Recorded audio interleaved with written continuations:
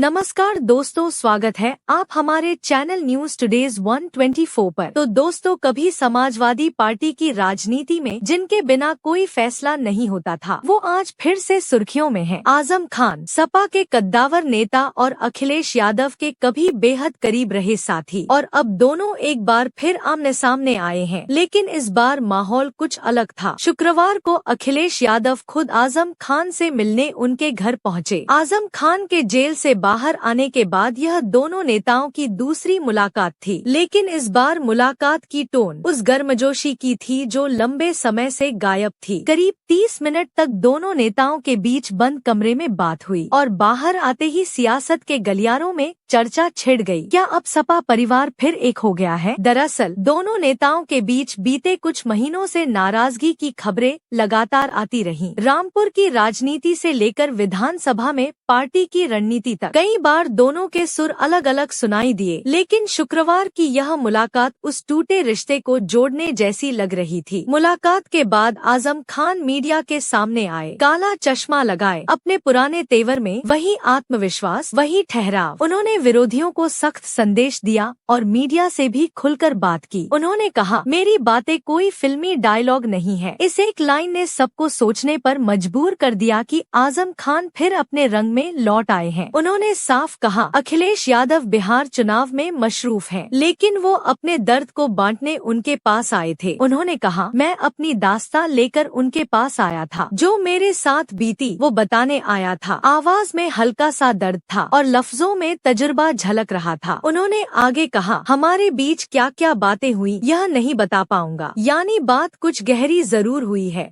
लेकिन राज अब भी दिल में है।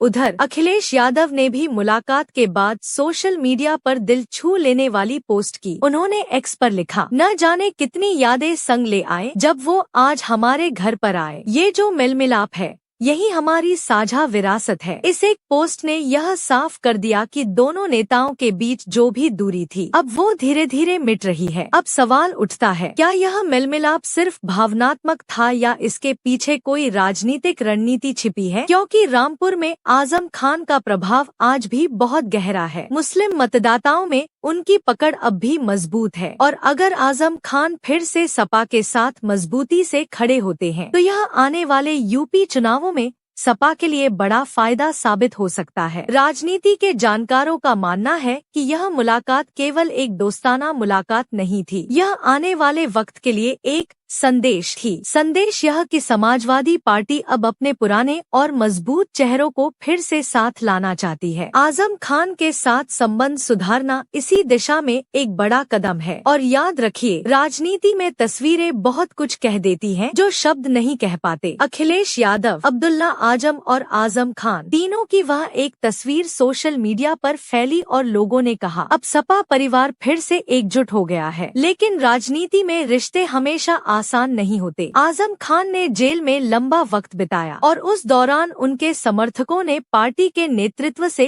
कई शिकायतें की थी। अब जब वो बाहर हैं, तो यह मेलमिलाप दिखाता है कि अखिलेश यादव भी उन्हें वह सम्मान वापस देना चाहते हैं जो पहले था। सवाल यह भी है कि क्या यह दोस्ती अब पहले जैसी रहेगी? क्या अखिलेश यादव और आजम खान आने वाले चुनावों में साथ साथ रणनीति बनाएंगे? क्या रामपुर की सियासत फिर से सपा के नियंत्रण में आएगी, या यह सिर्फ एक प्रतीकात्मक मुलाकात थी जो तस्वीरों में तो चमकी लेकिन जमीन पर असर कम होगा? इन सब सवालों के बीच एक बात तो साफ दिखती है, आजम खान और अखिलेश यादव दोनों अब यह समझ चुके हैं कि पार्टी को मजबूत करने के लिए साथ रहना जरूरी है, क्योंकि जब पार्टी के पुराने और नए चेहरे एक साथ खड़े होते हैं, तभी कोई संगठन मजबूत बनता है।